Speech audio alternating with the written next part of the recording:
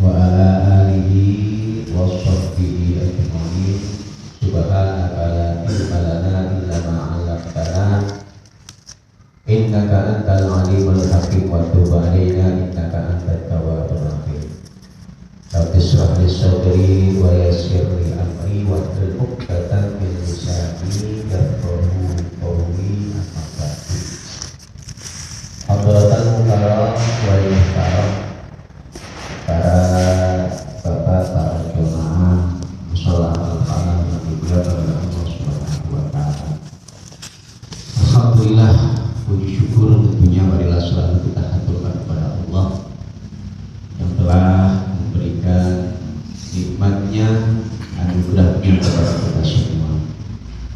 Pertama, alhamdulillah kita masih diberikan nikmatul iman, nikmatul Islam. Mudah-mudahan kita bisa selalu menjaga, menguatkan dengan berusaha mengikuti dari apa yang Allah perintahkan dan berusaha menjauhi dari apa-apa yang dilarang.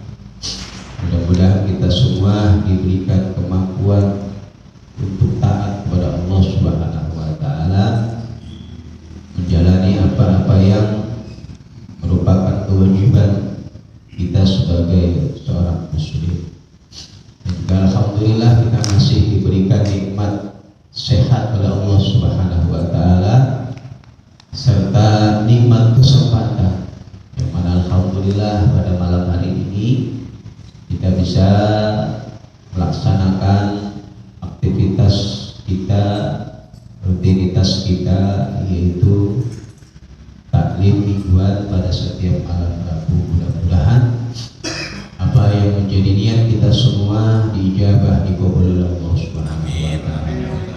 Para dosa-dosa kita diampuni oleh Allah Subhanahu wa taala. Amin amin ya rabbal alamin.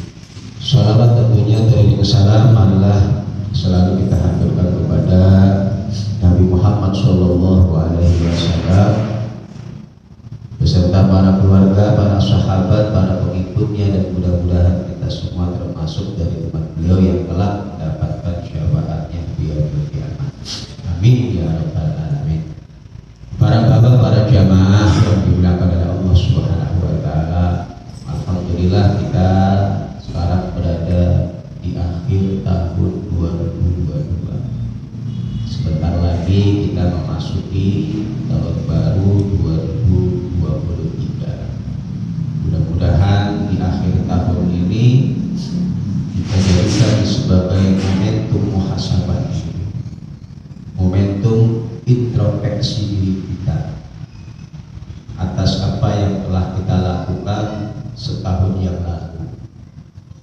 Karena kata Nabi Muhammad SAW, orang yang merugi adalah orang yang hari ini dengan hari esok dan hari kemarin ini gak ada perubahan sama sekali. Jadi cuma standar ya hidupnya. Rugi itu, rugi karena tidak bisa memanfaatkan kesempatan waktu dan umur yang telah Allah Subhanahu wa taala berikan. La yazalu qadama abdin yaumal qiyamah hatta yus'ala an umrihi.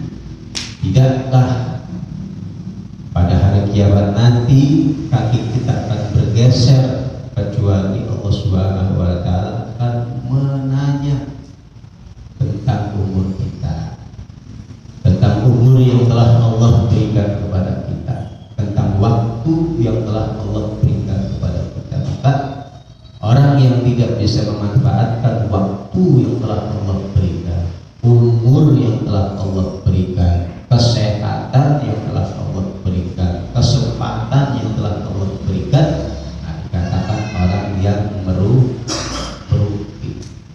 Wal asri innal insana lafi khusr. Demi waktu. Nah, di situ Allah bersumpah dengan waktunya. Innal insana lafi khusr. Sesungguhnya manusia itu berada dalam kerugian. Semua orang dalam kerugian. Siapa? Mereka-mereka yang tidak bisa memanfaatkan waktu yang telah Allah berikan awali dengan demi masa, demi waktu.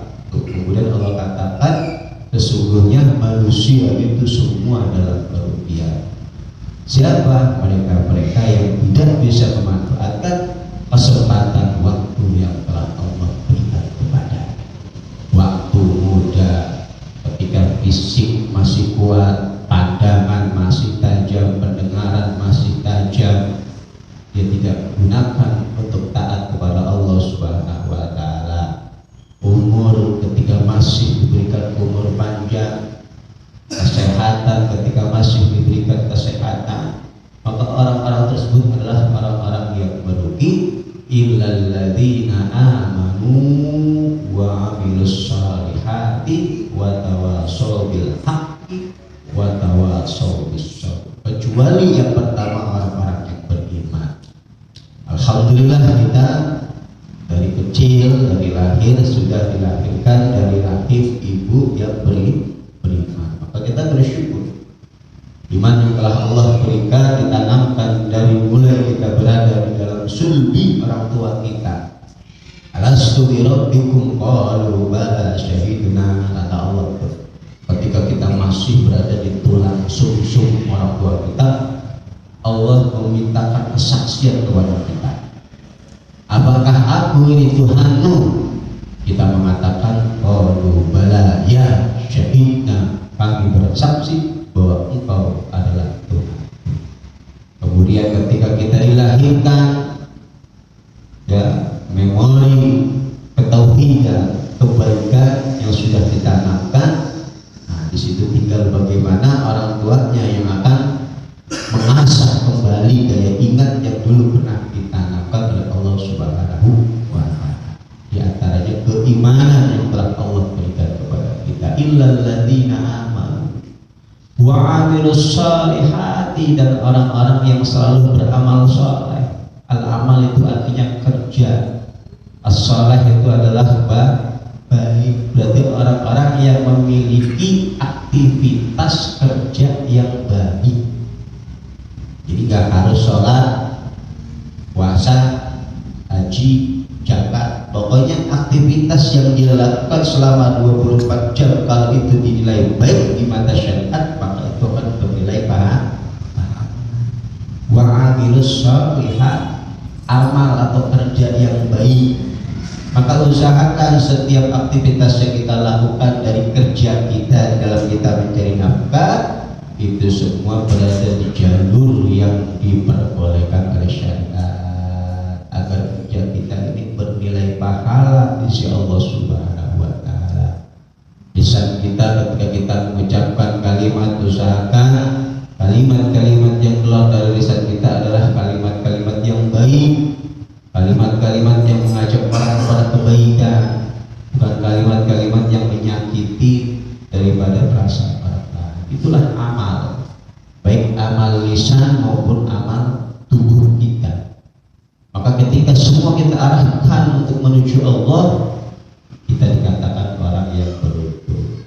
Wa 'amilus shalihati wa tawashaw bil haqqi, dan mereka saling bernasihat. Nah, duduknya kita di tempat ini dalam rangka untuk saling menasehati diri kita masing-masing, menasehati kerabat kita masing-masing, menasehati keluarga kita masing-masing.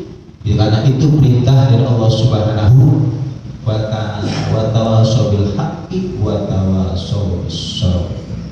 Mereka lah yang dikatakan orang-orang yang beruntung. Maka di akhir tahun ini jadikan momentum kita untuk memperbaiki diri kita, hijrah dari kekurangan-kekurangan yang pernah kita lakukan kepada hal-hal yang lebih baik lagi. Kita jadikan hari berikutnya lebih baik daripada hari sebelumnya. Itulah yang dikatakan orang yang beruntung. Yang tadinya mungkin sholat 5 waktu masih kurang-kurang, tahun depan niati mudah-mudahan bisa istiqomah mengerjakan sholat 5 waktu. Ditingkatkan lagi, yang tadinya sholat 5 waktu sudah dikerjain full tuh, tapi masih belum jamaah, tingkatin lagi dengan berjamaah. yang tadinya masih kadang di awal, kadang di tengah, kadang di akhir, ditingkatin lagi, usahakan awal awal. Jadi ada peningkatan. Orang yang cerdas adalah orang yang akan selalu memperbaiki daripada kesehariannya dia. Jadi kehidupan masa lalu kita sebagai cermin untuk ke depan kita agar lebih baik lagi, bukan menjadikan kita lebih mundur lagi, terutama di dalam masalah ubudiyah kita, masalah akhirat kita, agar kita semua termasuk orang-orang yang beruntung di hadapan Allah Subhanahu wa Ta'ala.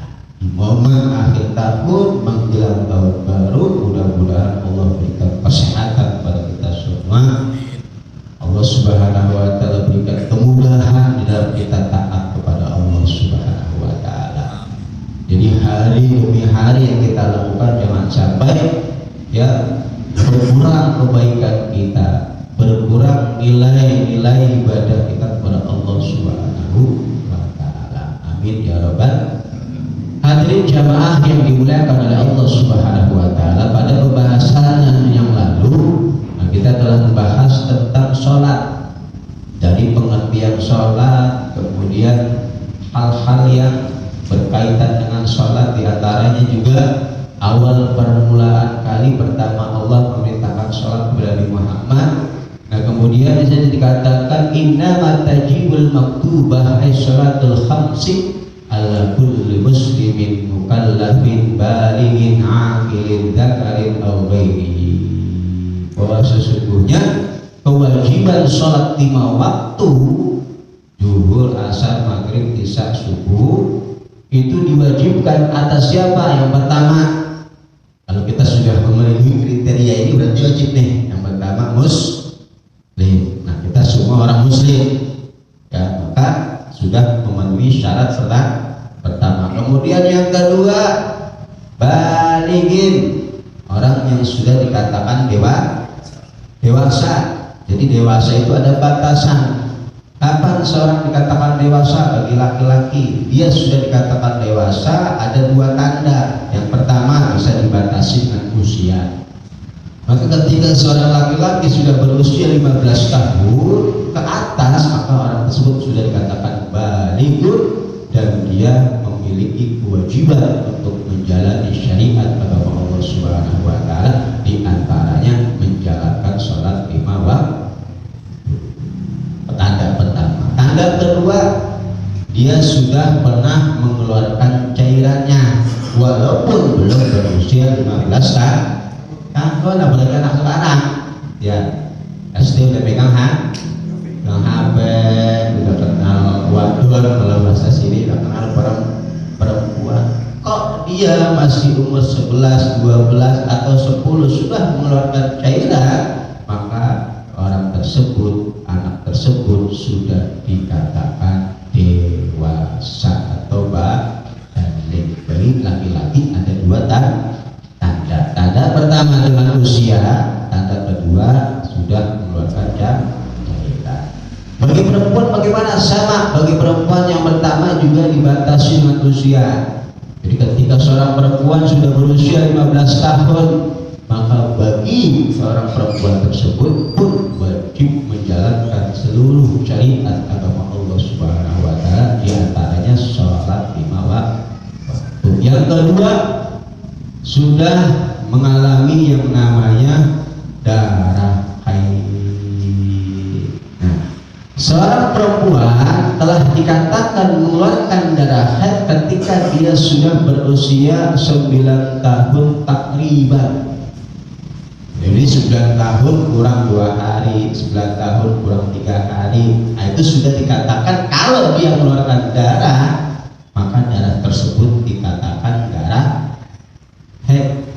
Ya. Tapi kalau seorang anak usia 8-7 tahun mengeluarkan darah, nah itu bukan darah haid, itu bukan darah, karena dikatakan darah haid ketika seorang perempuan sudah berusia 9 tahun kurang dikit. Nah, ya, kalau kita punya anak usia 7 tahun keluar darah, bukan darah haid, Pak. Buru-buru periksa ke dokter. Jangan-jangan dia sudah berusia 9 keluar darah, nah, mungkin darah haid. Ya, walaupun dia belum berusia 15 tahun atau udah berusia 15 tahun tapi belum pernah keluar darah haid sama sekali, udah dikatakan balik. Karena dibatasi dengan dua, dengan sudah berusia 15 tahun atau sudah mengeluarkan darah haid. Nih dua syaratnya. Pertama tadi dikatakan dia muslim, kemudian yang kedua dia balighun, sudah dewasa, yang ketiga akilun, berakal. Ya, nah sini orang berakal semua nih. Berarti kalau kebalikan berakal adalah enggak berakal. Nah orang enggak berakal kalau wajib sholat, ya. Jadi gampang kalau enggak pengen melakukan sholat 5 waktu, jadi orang gila aja. Ya, enggak ada taklif bagi orang yang tidak berakal. Kemudian zakarin al ghairi, baik itu laki-laki maupun perempuan.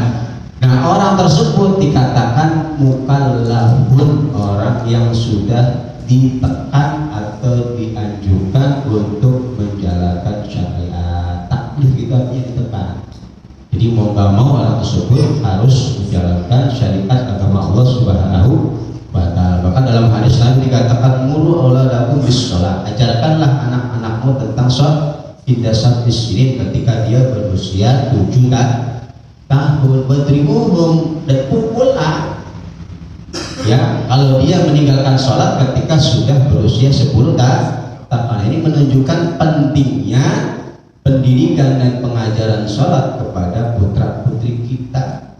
Agar kenapa? Agar mereka ketika sudah balik, sudah dewasa, sudah terbiasa dan sudah paham dan sudah bisa menjalankan sholat. Dari usia 7 tahun Nabi perintahkan, ajarkan sampai usia 10, 7, 8, 9, 10. Ada 4 tahun di situ diajarkan bacaannya, niatnya, rukun-rukunnya, syarat-syaratnya, yang membatalkannya. 10 tahun masih juga males, boleh itu disetil kupingnya. Ya, maksudnya dipukul bukan ditamparin, digablokin, bukan. Pemukulan yang sekiranya tidak membahayakan, pukulan-pukulan mendidik gitu loh ya, boleh, tapi jangan sampai membahayakan. Dipukul palanya lepak, ya kesian ya, yang ada nanti malah jadi online anak kita di otaknya. Jangan ya, boleh dipukul tapi jangan sampai menyakiti, apalagi sampai ada bekas, bisa diaduin ke polisi, KDRT. Zaman sekarang dikit-dikit dilaporin, jadinya kekerasan dalam rumah tangga. Disuruh boleh, kata Nabi, dipukul usia 10 tahun. Persiapan ketika nanti dia sudah dewasa, sudah bisa dan sudah terbiasa. Jadi sholat itu kalau kita biasa mengerjakan itu, insya Allah nggak akan berat. Berat itu karena kita nggak terbiasa, sering ninggalin. Jadi akan-akan kita menjalankan sholat itu sangat berat. Baik dia laki-laki maupun perempuan, tahirin, dan dia orang yang suci, ya suci, baik suci dari hadas kecil maupun besar, atau suci dari haid, atau suci dari nifas. Maka kebalikannya ya, fala tajibu ala kafirin asliyin wa sobiyin wa majnunin wa mughman alaihi wa sakrana bila ta'addi adami taklifihi. Maka dengan demikian tidaklah diwajibkan sholat 5 waktu yang pertama kepada orang non muslim. Andaikan dia mengerjakan sholat sama seperti kita, maka sholatnya tidak diterima. Karena kewajiban bagi orang non muslim yang terdahulu, yang pertama adalah masuk dulu ke dalam agama Islam. Nah, kalau dia sudah masuk ke dalam agama Islam, baru di situ ada taklif, ada khitab bagi dia untuk menjalankan syariat agama Allah. Jadi nggak sah sholat dia kalau tanpa masuk ke dalam agama Islam terlebih dahulu. Ya, asli yang asal, yang asli, ada poin asli.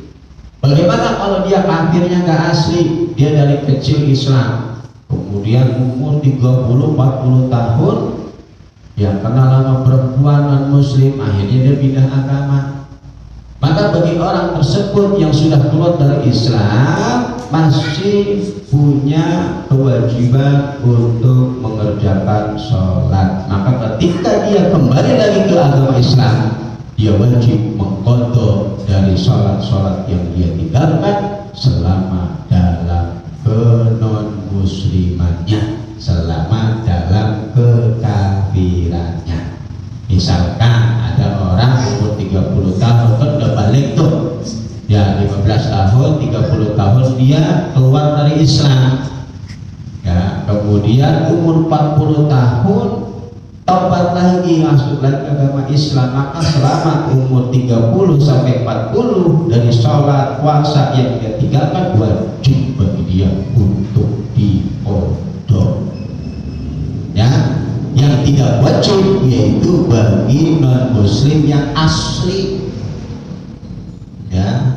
Kalau orang non muslim dari kecil emang dia dan non muslim, lahir dari ibu non muslim, kemudian tiba-tiba umur 80 tahun taubat masuk ke dalam agama Islam, habis mengucapkan 2 kalimat syahadat 1 jam mati, maka bagi dia mati dalam keadaan iman dan langsung masuk ke dalam surga. Karena orang yang baru masuk Islam yang tadinya non muslim dihukumi seperti halnya bayi yang baru lah. Enak kalau begitu ya, enak. Tapi kalau murtad, kalau bahasa kitanya udah Islam keluar ke Islam, ke agama lain, masuk Islam lagi, nah wajib ya. Yang tidak wajib mengqadha itu ketika kafir asli.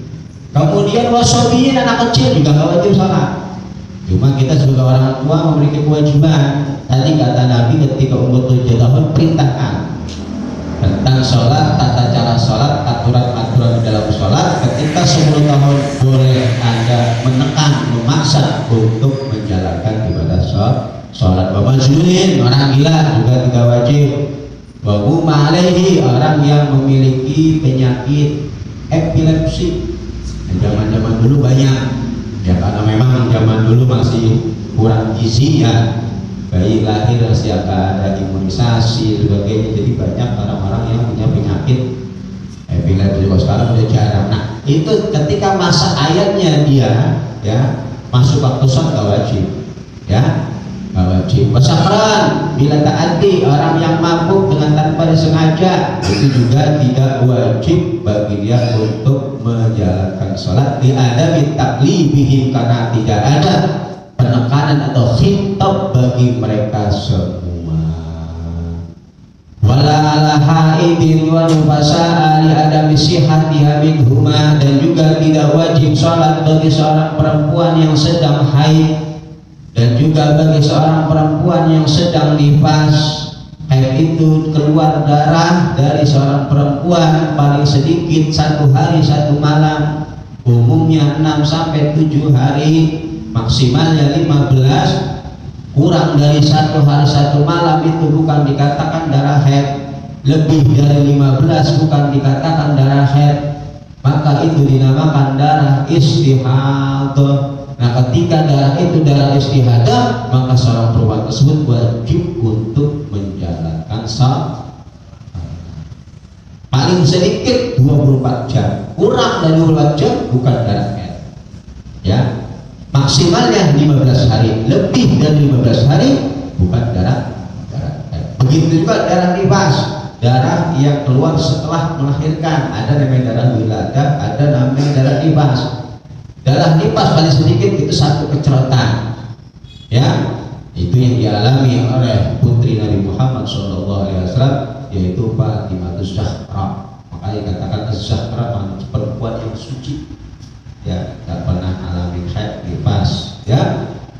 Maksimumnya 40 hari nifas, maksimalnya 60 hari. Nih ya, dari mana? Jadi tidak wajib bagi seorang perempuan sedang mengalami darah haid atau darah nifas, karena tidak sahnya sholat dilakukan oleh kedua orang tersebut. Walau qadha alaihim, dan juga tidak wajib mengqadha bagi perempuan yang haid dan nifas ketika meninggalkan sholat ya.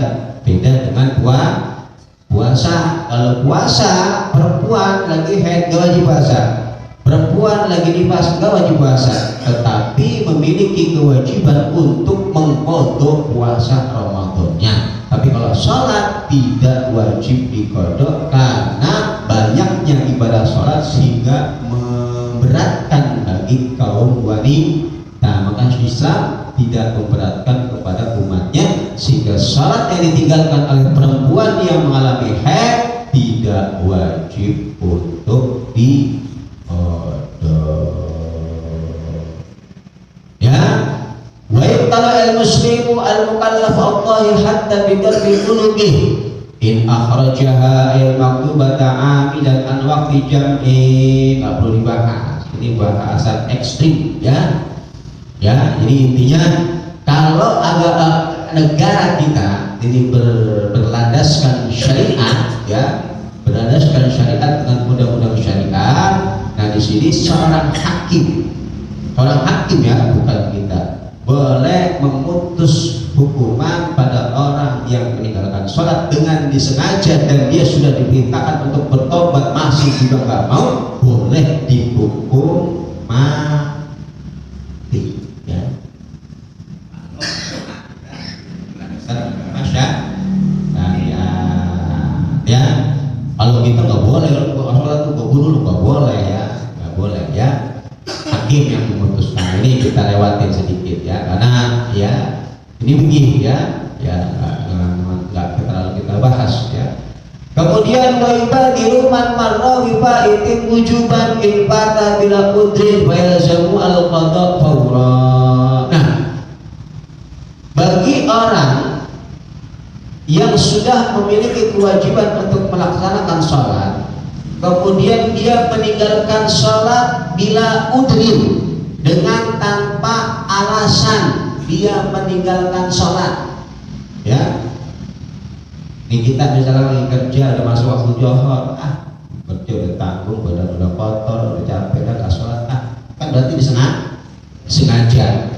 Untuk bersegera wajib hukumnya mengqadha sholat yang dia tinggalkan tanpa adanya alasan. Jadi wajib ya, berarti kalau kata wajib itu segera harus, nggak boleh ditunda tunda. Berarti kalau ada penundaan maka hukumnya berdosa. Naudzubillah, kalau kita belum sempat qadha, keburu nyawa kita diambil oleh Allah Subhanahu wa taala, berarti kita mati dalam keadaan maksiat karena belum mengqadha sholat. Jadi apabila kita meninggalkan sholat tanpa adanya alasan, hukumnya wajib dan wajib untuk mengqadha sesegera mungkin. Bahkan waqala Syekhuna Ahmad bin Hajar rahimahullah ta'ala walladhi yadharu annahu yalzamu sarfu jami'i zamanil qada'i ma'ada ma yahtaju li sarfi fi ma la budda lahu minhu. Bahkan Imam Ibnu Hajar beliau mengatakan wajib baginya untuk mengerahkan seluruh waktu yang dia miliki untuk mengqadha sholatnya selain hal-hal yang memang sekiranya dia butuh ya. Misalnya kita tadi subuh belum sholat misalkan, bangun jam 6 ya atau setengah 7, maka wajib bagi kita untuk segera mengqadha, berusaha mengarahkan semua waktu kita mengqadha. Tidak boleh melakukan aktivitas-aktivitas lainnya kecuali aktivitas yang sifatnya urgent, sifatnya penting, sifatnya perlu yahtaju li sarbihi. Contohnya misalkan kita bangun jam setengah 7, belum sholat subuh, perut mules ya, qadha dulu apa nongkrong dulu? Nongkrong dulu karena itu sesuatu yang urgent ya. Kita bangun nggak mules ya atau megang HP, dosa. Jadi wajib mengarahkan waktu kita, usahakan untuk qadha dulu, jangan melakukan aktivitas yang lainnya kecuali aktivitas tersebut hukumnya atau perkara yang penting. Wa annahu yahrumu ala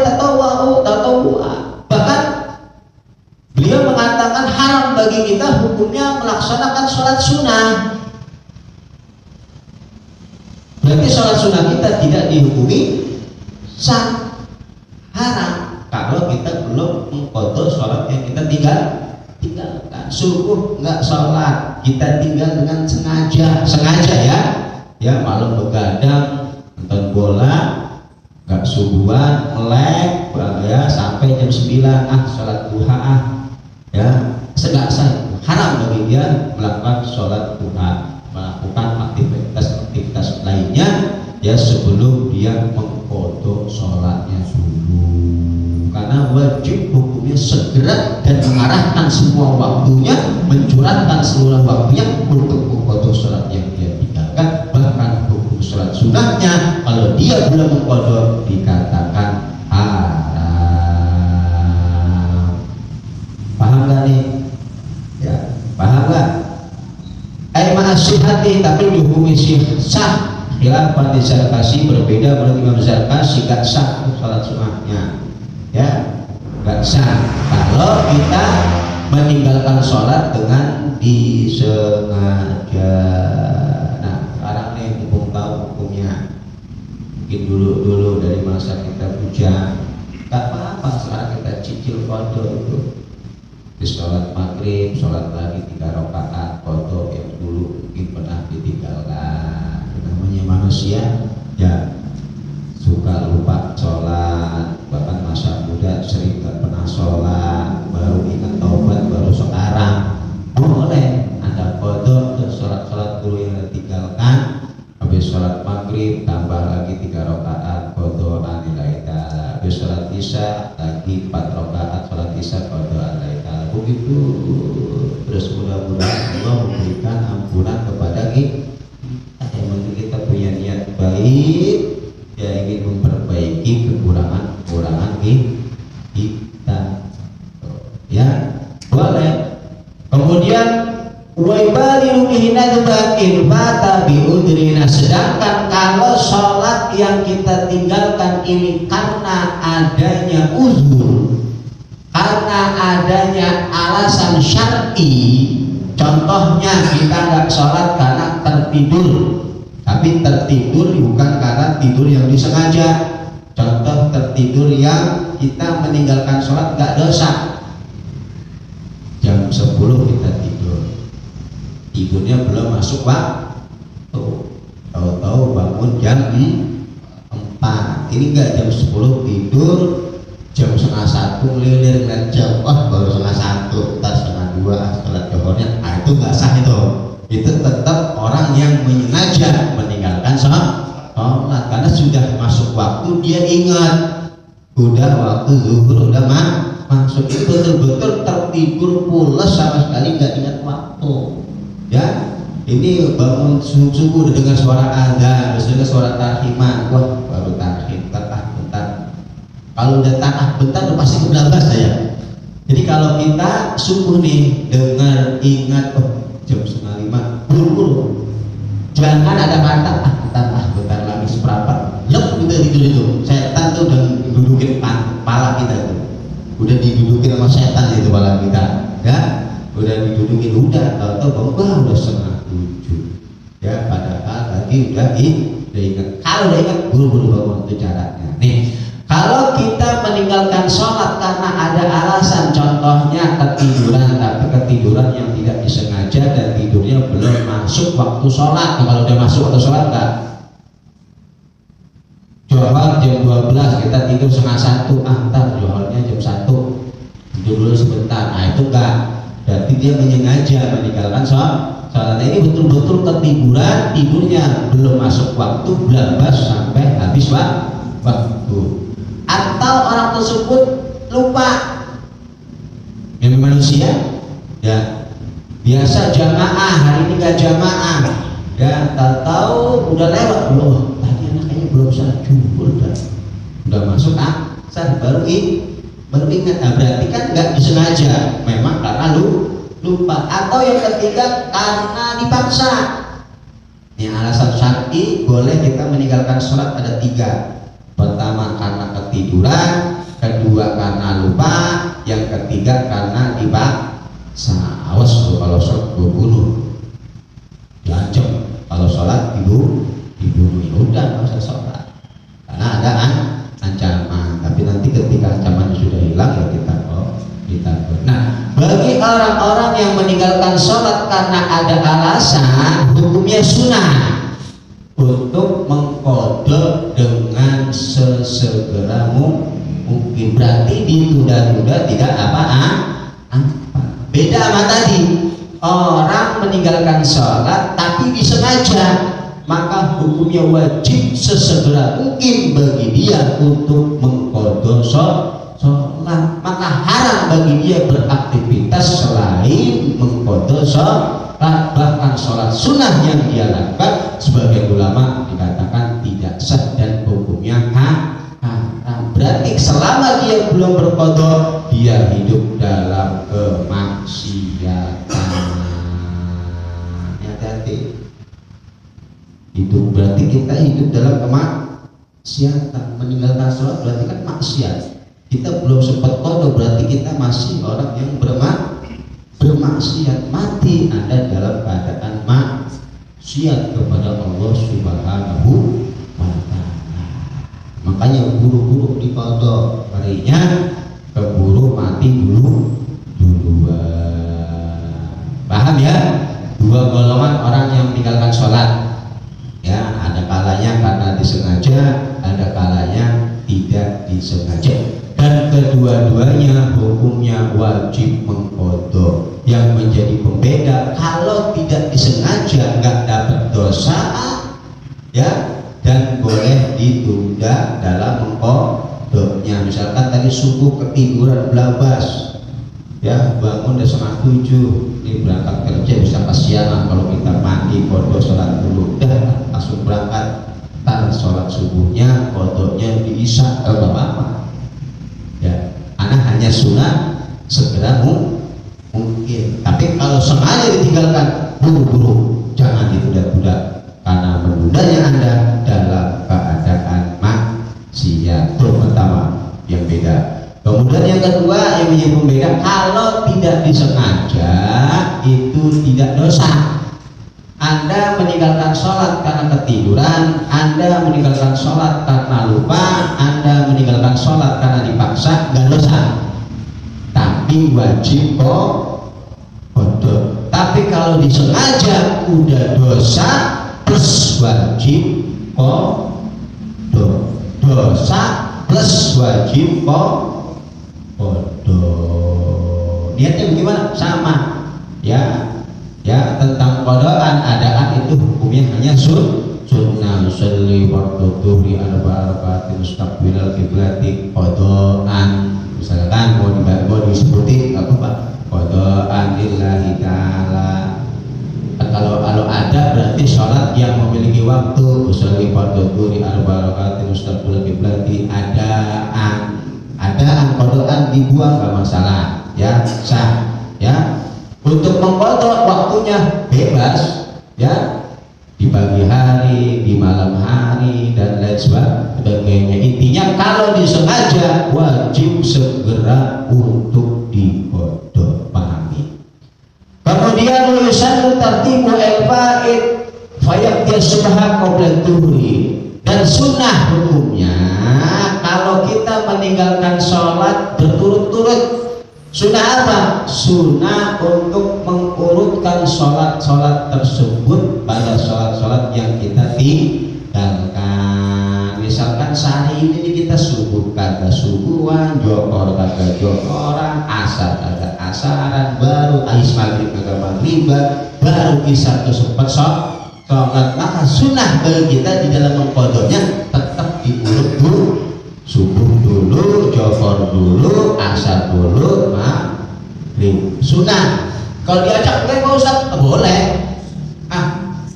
Johor dulu yang banyakan 4 rakaat, qadhanya johor dulu. Habis johor, isya, habis isya, maghrib, habis maghrib, asar, habis asar, subuh terakhir. Boleh. Sunnah hukumnya mentartib sholat-sholat yang kita tinggalkan apabila sholat-sholat tersebut memiliki bilangan banyak. Contoh tadi subuh kagak subuhan, johor kagak johoran, asar kagak asaran, maghrib kagak maghriban, isya baru sempat sholat. Ya, habis selesai sholat isya langsung qadha tuh semuanya dari subuh, zuhur, asar dan maghrib. Sunnah untuk diurutkan, nggak urut juga nggak apa-apa. Wahakata begitu juga seterusnya. Wa taqdimu ala hadirin la yakhafu fautaha in fata bi udrin. Kemudian sunnah juga hukumnya mendahulukan, perhatikan, mendahulukan sholat yang ditinggalkan ala hadirin atas sholat yang memiliki waktu, la yakhafu fautaha, yang dia tidak mengkhawatirkan ya terhilangnya atau habisnya waktu sholat tersebut apabila sholat yang ditinggalkannya biudrin. Pahami?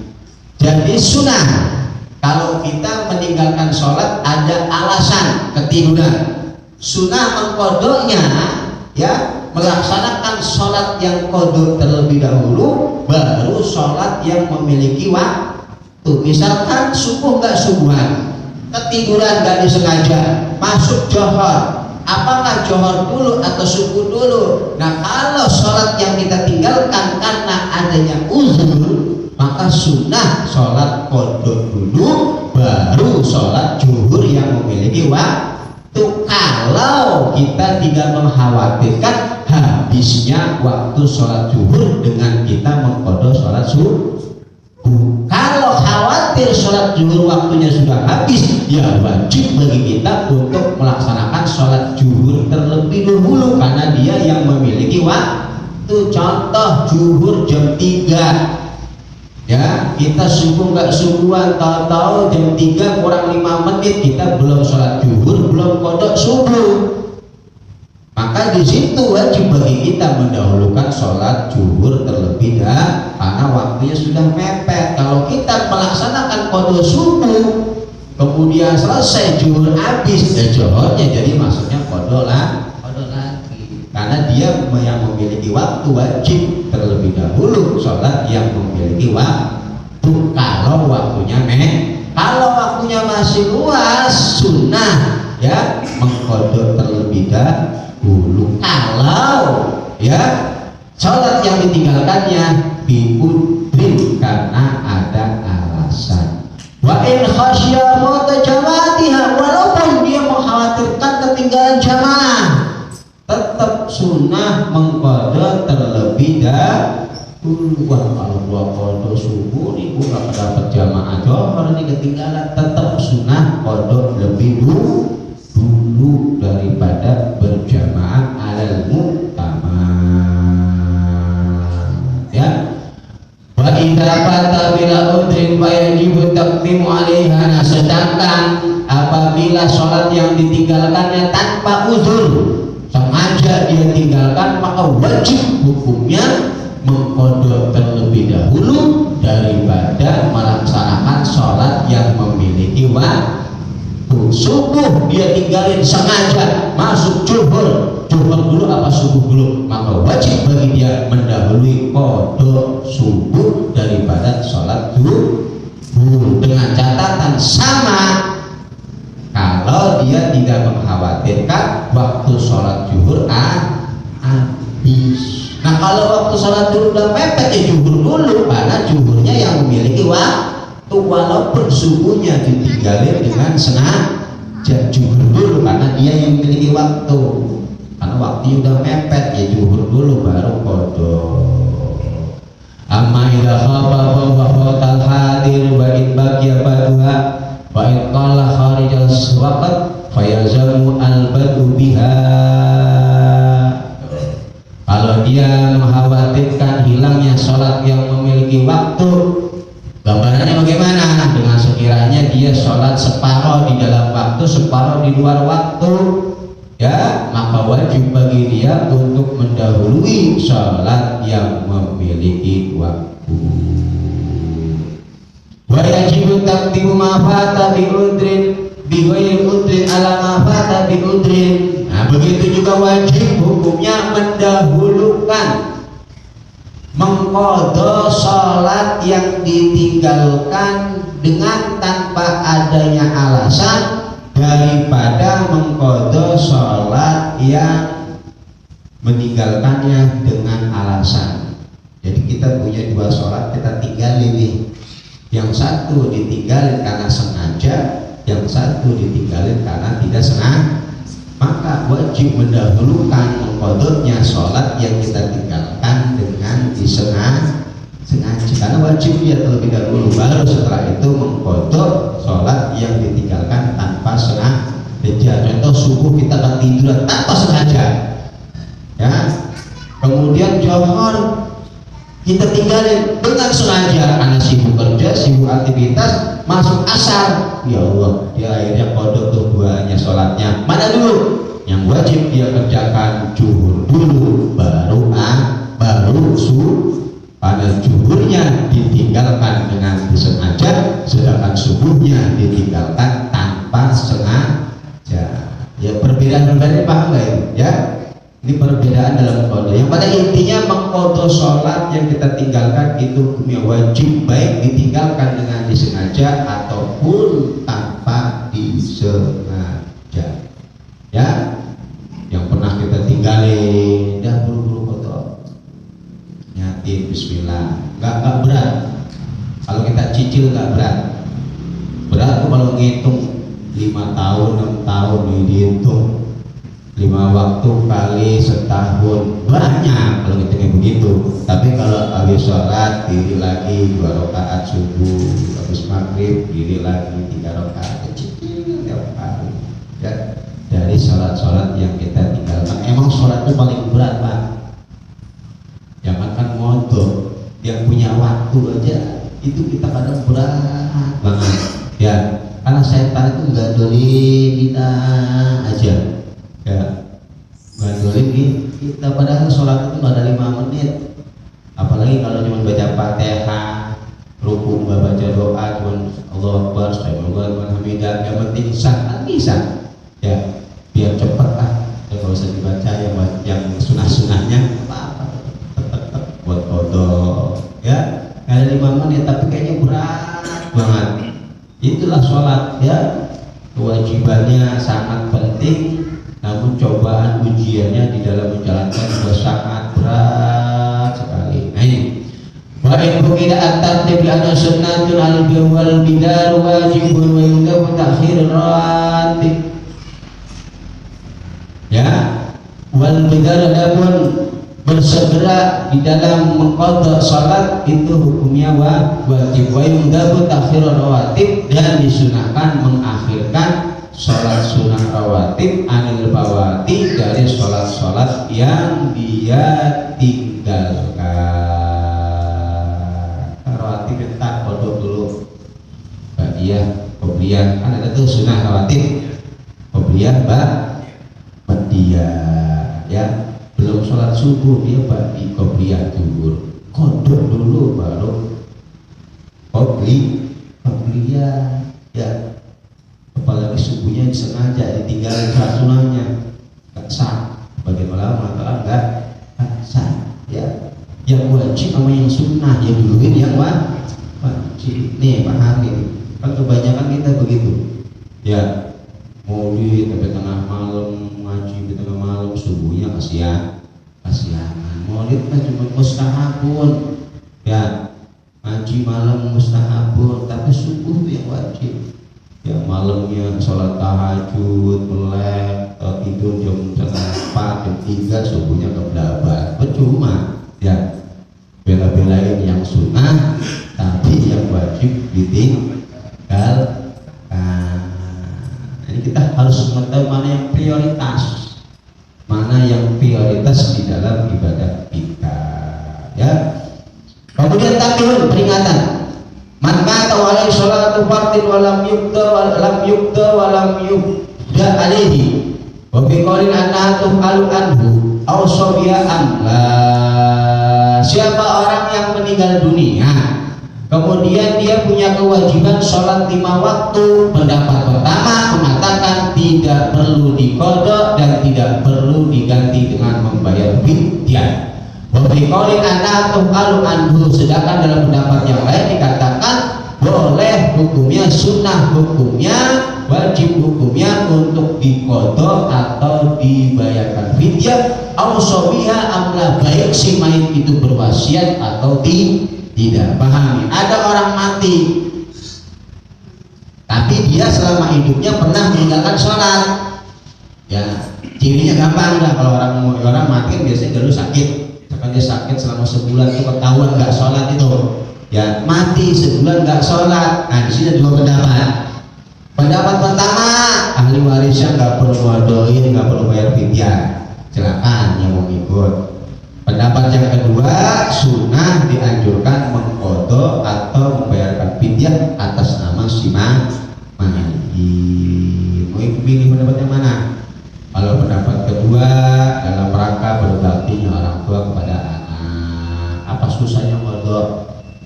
Ya, apa susahnya ngeluarin fidyah untuk orang tua kita yang punya jasa? Dari qadhain dari fidyah nggak masalah, kita nggak dosa sebagai anak. Karena itu pendapat pula, mau difidyahin, mau diqadhain bagus, jadi nggak usah didebatin. Oh, nggak wajib itu. Ada pendapat yang mengatakan boleh, ada yang mengatakan nggak perlu. Tinggal kita pilih, nanti kita bahas berapa fidyahnya dikeluarin ya. Jadi intinya boleh diqadhain atau apalagi wasiat atau nggak wasiat aja boleh. Masa kita ilok sebagai anak dari gedein, dibesarin, bikin rumah, tinggal nangkring doang, dinikahin, orang tua mati, tahuan kita lihat dia nggak sholat, biar nggak usah diqadhain, biar nggak usah dibayar fidyah. Nah, bukti bakti kita mana? Pasti sampai semua yang kita hadiahkan kepada si mayit. Mudah-mudahan ya, dari bahasa kita sedikit ini bisa bermanfaat bagi kita, sehingga kita di akhir tahun ini yang memiliki motivasi, keinginan yang kuat untuk memperbaiki diri kita ke depannya menjadi baik lagi. Amin ya rabbal alamin. Rabbana fa'na bima 'allamtana rabbi alimna alladhi yanfa'una wa faqina faqi ahlana wa qarabatina bi dinina wa tudhiruka wa takar rabbi wa bikum lima tadika wa bilal qurama wa rizqil kula halalan daima. وأخلا كلا ما نقضي الخير ونفى كل شيء ربنا واصلح لنا كل سوء وأكل برتبك الوقت على ربنا كل البيوت قبل أن تأتينا رسل من الوفي وسر أنت أكرم من شتر والصلاة غير تكسر المصطفى من الحق دانا والوفى بكتابنا ششفا ولا الآل كرام مصرفا ولا صبر وسبر اللهم اهدنا بهدى واجعلنا من سبيل التقوى ولنا واليوم سواك ولا تجعلنا لمن خالف أقرب وأنصر وحسبنا الله ونعم الوكيل نعم المولى ونعم النصير ولا حول ولا قوة إلا بالله العلي العظيم. ربي جل سبحانك اللهم وتحية بها السلام وآخر دعوانا الحمد لله رب العالمين.